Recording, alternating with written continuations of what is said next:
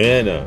Photographer Lambas DOT after featuring Frasco in magazine cover. Ayan o. Sabi dito sa balita, photographer tumalak sa DOT. Pinag-shoot nyo kami ng Region 1 to Region 13 tapos ito lang pala ilalagay nyo. Mukha ni Cristina Frasco. Nagalagay dyan sa magazine ng Department of Tourism. Yan sabi dito sa balita, model yarn. Umani ng reaksyon at komento sa social media ang isang Facebook post kaugnay ng cover page ng isang libreng magazine kung saan makikita ng nagngangalang Max. Tila ipinahayag niya ang pagkadismaya sa naging disenyo at nilalaman ng cover matapos umano silang magsagawa ng malawakang photo at video documentation para sa DOT at sa iba-iba pang rehiyon ng bansa. Ayon sa kanya, mula umano sa Region 1 hanggang Region 13.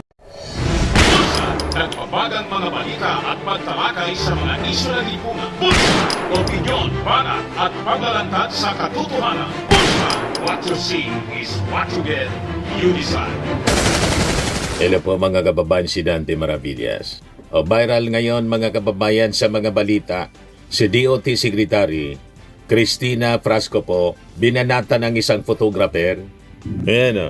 Photographer Lambas DOT after featuring Frasco in magazine cover. Ayan o. Sabi dito sa balita, photographer tumalak sa DOT. Pinag-shoot nyo kami ng Region 1 to Region 13 tapos ito lang pala ilalagay nyo. Ang nilagay sa magazine, imbes mga kababayan mga tourist destinations na pinashoot from Region 1 to 13, mukha ni Cristina Frasco, DOT Sekretaryo nakalagay. Now you know mga kababayan, kaya bagsak po yung tourist arrival. Kasi mukha ni Frasco ang ginawang tourist spot. So mananawagan tayo sa ating Pangulong Bongbong Marcos. Ang dami na mga cabinet secretaries ang sinibak po ninyo. I think isa sa mga dapat sibakin na ninyo ngayong pagpasok ng 2026. Baka pwede ngayon po, ngayon mismo sibakin na ninyo itong si Secretary Frasco. Sayang yung budget po ng Department of Tourism sa promotion. Sayang yung pasweldo dito. Sa anak ni Gwen Garcia, hindi na makatiis mga kababayan. Yung isang photographer, kaya bagsak yung tourist arrivals po. Nangulilat yung Pilipinas. Tingnan ninyo, yung Thailand 21.88 million yung tourist arrivals mga kababayan. Tourist arrivals in Southeast Asia January to August 2025. International tourist arrivals. Galing ito sa Asia Statistics po. Top notcher yung Thailand, napakarami. 21.88 million yung tourist arrival. Number 1 pala Malaysia, 28.24. Mas marami pala yung Malaysia. Sinundan ng Thailand, 21.88 million. Then Vietnam, 13.9 million. Singapore, 11.6 million. Napakalit na bansa, mga kababayan. The size lang ng Catanduanes, ito yung Catanduanes po. Yan ang Singapore, napakalit na bansa. Pero 11.6 million yung tourist arrival, mga kababayan, sa kanila. Indonesia, 10.04 million. Ang Pilipinas, tingnan ninyo, 3.96 million. Nangulilat. Paano naman niya Mr. Maravilla? Sablay yung mga promotion. Hindi man mga tourist destination yung pinopromote ni Cristina Frasco. Siguro may ambisyon itong mag-senador. Yung pera ng bayan mga kababayan ginamit para i-promote yung mukha niya. Galit na galit po yung isang photographer. Pinag-shootan niya ninyo kami from Region 1 to 13. Pagkatapos, ito lang pala niyang ilalagay niyo. Mukha ni Cristina Frasco. Nagalagay dyan sa magazine ng Department of Tourism. Yan sabi dito sa balita, model yarn. Umani ng reaksyon at komento sa social media ang isang Facebook post kaugnay ng cover page ng isang libreng magazine kung saan makikita sa Department of Tourism Secretary Cristina Frasco. Mukha niya mga kababayan ang nakabalandra. So paano mapopromote ang mga tourist spots, tourist destination ng Pilipinas? Gumastos pa kayo ng milyon-milyon para sa shooting. Pagkatapos, ang gagamitin ninyo yung picture pala lang ni Cristina Frasco para sa inyong magazine. Sabi rito, sa nag-viral na Facebook post ng nagngangalang Max, tila ipinahayag niya ang pagkadismaya sa naging disenyo at nilalaman ng cover matapos umano silang magsagawa ng malawakang photo at video documentation para sa DOT at sa iba-iba pang rehiyon ng bansa. Ayon sa kanya, mula umano sa Region 1 hanggang Region 13 ay nakuhanan nila ng larawan ang humigit kumulang 320 tourist spots na umabot umano sa 236,000 na litrato at 6,500 video materials. Yung pinashoot ninyo kami ng Region 1 to Region 13, almost 320 tourist spots, 236,000 photos, 6,500 video materials, tapos ito lang pala ilalagay nyo, DOT, sa ad sa kanyang Facebook post. Talaga naman po frustrating. Kanda ko ba na sila sa pagsushooting? Pagkukuha mga kababayan ng mga magagandang tanawin, pagkuha ng litrato, sa napakaraming mga magagandang tourist spots. Pagkatapos, mukha lang naman pala ni Cristina Frasco ang ilalagay ninyo. Gumastos pa kayo ng milyon-milyon na pera. Siguro kailangan itong paimbestigahan sa Kongreso. Magkano ba yung ginastos para sa video documentation?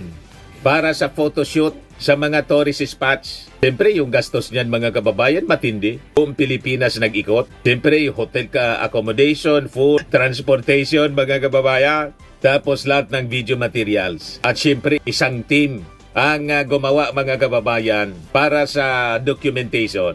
Talagang frustrating po.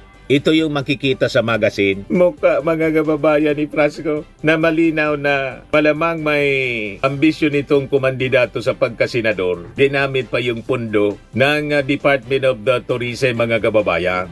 Mr. President, panahon na siguro na sibakin po ninyo itong si Cristina Frasco. Lugi po, yung investment ng mamamayang Filipino. Yung pundo na binigay po para sa Department of Tourism. Bagsak, hindi na mga kabawi. Una yung naging controversy mga kababayan, yung Love the Philippines na video commercial, na yung yung footage na ginamit, yung iba galing sa ibang bansa, hindi man dito sa Pilipinas. Kinahoy lang. Naalala ninyo yung controversy? Kinahoy. So Love the Philippines, remember? Gumawa sila ng video presentation. Yung footage ng Love the Philippines, hindi man po galing sa Pilipinas, galing sa ibang bansa, na promote yung tourist destination sa ibang bansa. Sa gawaing tamad po, sabay kobra ng pondo para sa video production. Kaya bagsak po yung tourist arrivals po, nangulilat ang Pilipinas. Yan po. Malinaw. Sa datos ng DOT po, Department of Tourism, ang Pilipinas nagtala lamang ng 5.6 milyong tourist arrivals mula Enero hanggang Disyembre 2026. Dumagdag din yung data nila. From January to December 2026, nasa 5.6 million na tourist arrival. So, dead last kung ikukumpara po sa mga karatig bansa sa Southeast Asia. Sa ilalim ng pamumuno ni Cristina Frasco bilang DOT Secretary. So, I think siya po yung pinakang worst na naging DOT Secretary.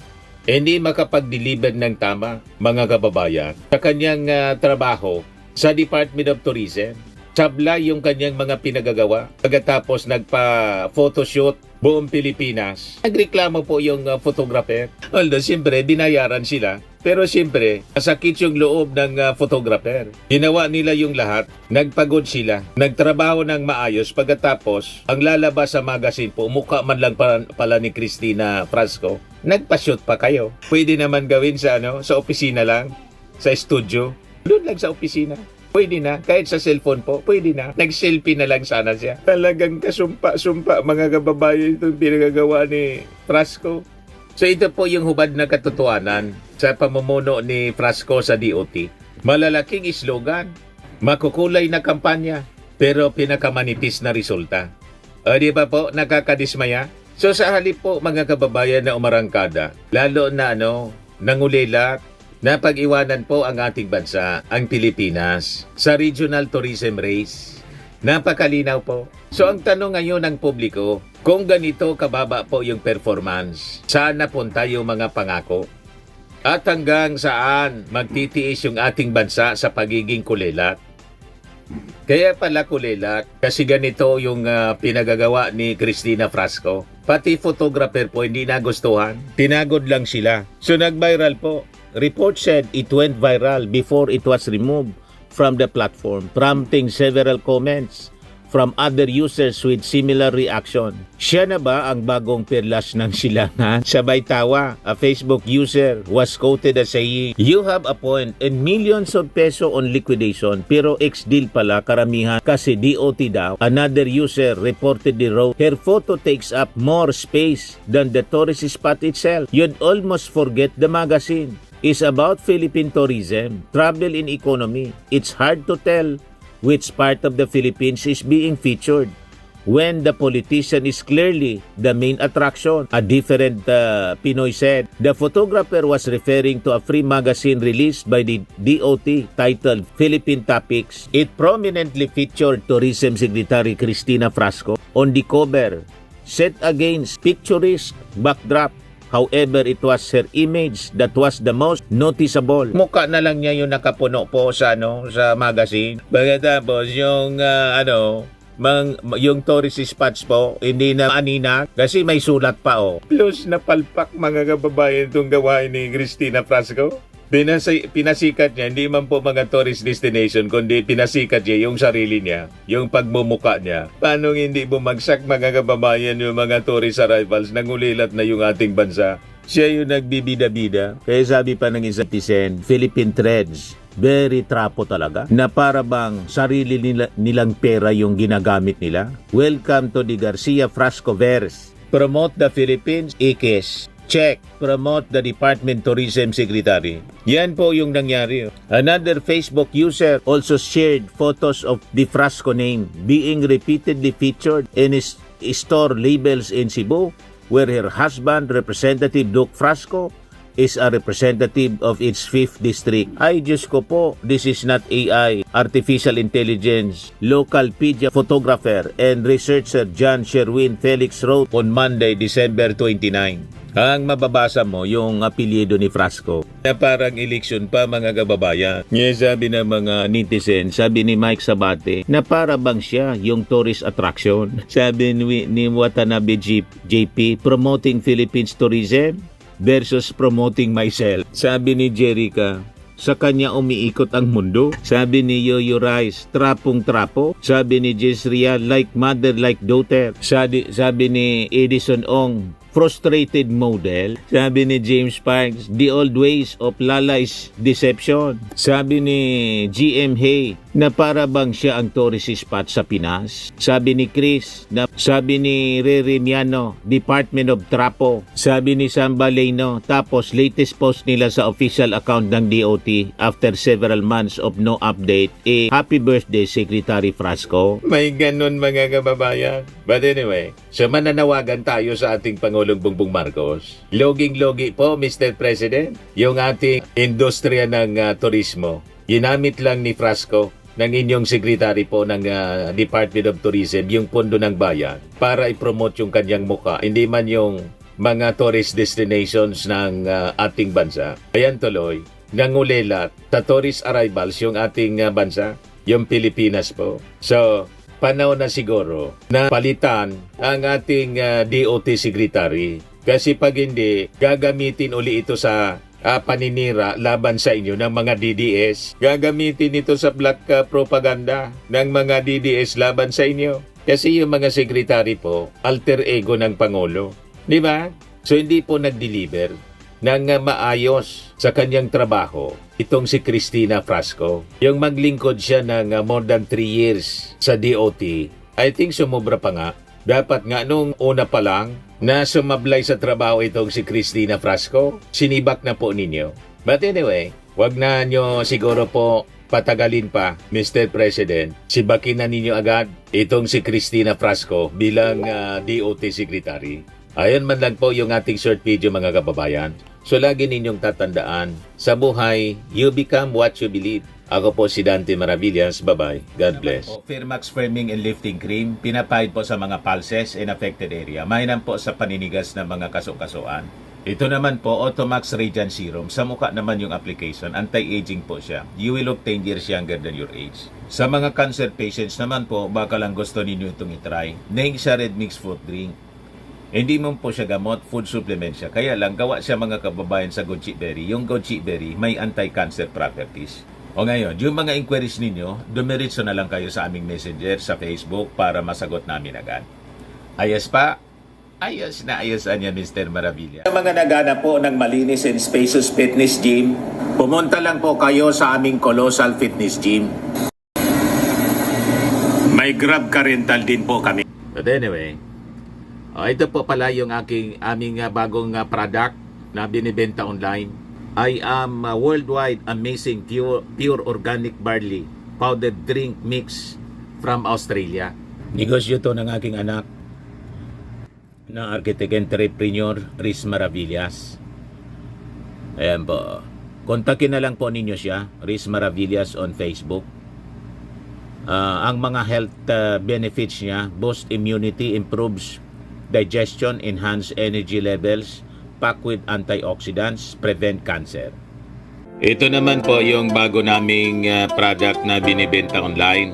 Eye Glow Serum, whitening po siya. Tingnan ninyo yung epekto sa aking anak na architect before and now. Yung mga inquiries po ninyo, dumiretso na lang kayo sa kanyang Facebook account, Riz Maravillas.